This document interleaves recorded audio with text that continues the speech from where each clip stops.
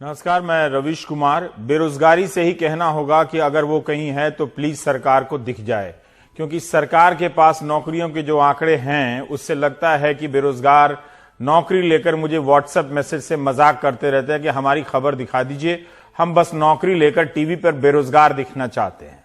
जिस रफ्तार से अलग अलग राज्यों के बेरोजगारों के पास मेरे नंबर पहुंच जा रहे हैं, पता नहीं कैसे, कहीं मैं ही बेरोजगार ना हो जाऊं।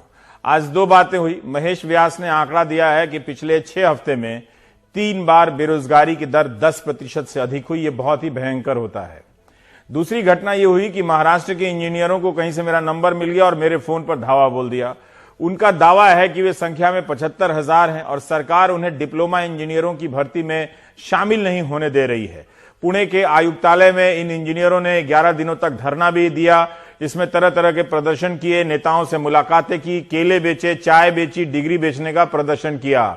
इनका कहना है कि इस वक्त महाराष्ट्र सरकार ने महाभर्ती निकाली है। पीडब्ल्यूडी, इरिगेशन और वाटर कंजर्वेशन डिपार्टमेंट, जल संरक्षण विभाग में करीब 2,500 जूनियर इंजीनियर के लिए वैकेंसी आई है।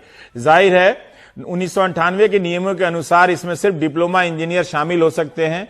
डिप्लोमा इंजीनियर भी नहीं चाहेंगे कि उनकी योग्यता के इम्तिहान में कोई और आ जाए, क्योंकि इंजीनियरों की बहाली होगी तो डिप्लोमा इंजीनियर को मौका नहीं मिलेगा।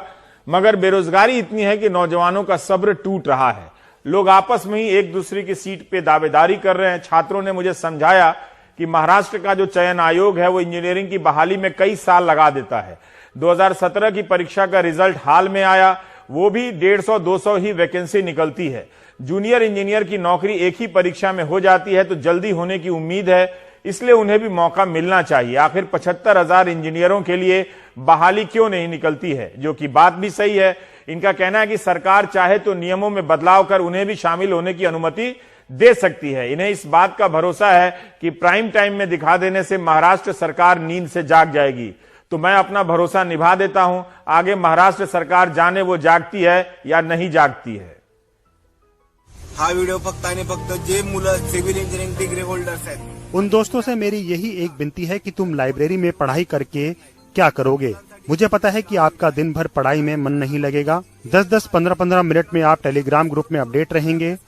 हम ये आपसे विनती करते हैं कि आप आगे आके हमें सपोर्ट करें। आप एक एग्जाम के लिए लड़ते हैं, लेकिन हम 4 से 5 एग्जाम के लिए लड़ रहे हैं। तुम 190 जगह के लिए लड़ रहे हो और हम 2,500 जगह के लिए मैदान में उतरे हैं।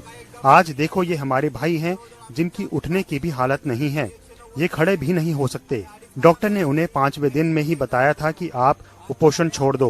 कुपोषण के लिए उनकी मेडिकल हालत ठीक नहीं है, फिर भी उन्होंने अपना कुपोषण जारी रखा है।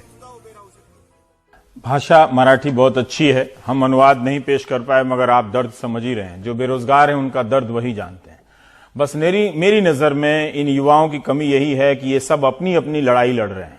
ऐसा नहीं है कि ये लोग संघर्ष नहीं करते, आपने तस्वीरों में देखा, खूब संघर्ष करते हैं, मगर अपने अपने टापुओं में संघर्ष करने से नतीजे नहीं निकलते। अब 11 फरवरी को जब लखनऊ में प्रियंका गांधी रैली कर रही थी, तब बहुत से इंजीनियर कांग्रेस दफ्तर पहुंच गए। रैली में शामिल होने के लिए नहीं, बल्कि वहां दिल्ली से आए पत्रकारों से संपर्क करने के लिए कि उनकी बात कोई उठा दे और मुख्यमंत्री योगी की निगाह में उनकी तकलीफ आ जाए। वो भी टीवी देखते होंगे, कभी देखी है इस तरह के नौजवानों की तकलीफ, वो भी प्राइम टाइम में। फिर हिंदू मुस्लिम कब चलेगा। हमारे सहयोगी मनोरंजन भारती ने एक से संपर्क करा दिया मेरा। उसने बताया कि उत्तर प्रदेश में कोई 2200 के करीब इंजीनियरों की नौकरी चली गई है। इनमें से एक ने बताया कि वह गुजरात में एक मल्टीनेशनल कंपनी में काम करता था, उसी साल यूपी में नौकरी आ गई। ऐसे कईयों की कहानी है। जब इन्होंने विज्ञापन देखा कि यूपी पावर कॉरपोरेशन लिमिटेड को आउटसोर्सिंग के जरिए इंजीनियर चाहिए, तो अपने राज्य में नौकरी की आस में चले आए। इनका इंटरव्यू हुआ, फिर सिलेक्शन, और एक उम्मीद पैदा हो गई कि सरकार रख ही लेगी। कोई बीटेक था, कोई डिप्लोमा, सभी को प्रधानमंत्री के ड्रीम प्रोजेक्ट सौभाग्य योजना के